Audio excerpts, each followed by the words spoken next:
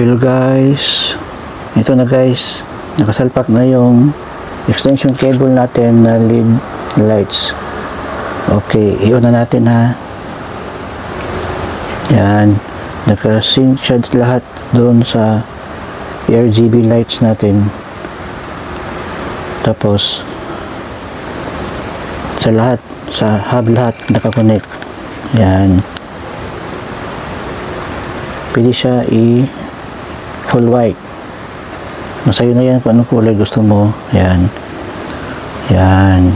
Okay guys. Ito lahat ng ilalagay natin sa install natin na computer para sa Pilipinas. Okay guys. Thank you.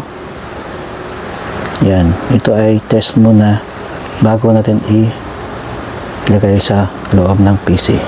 Okay. Bye-bye. Thank you.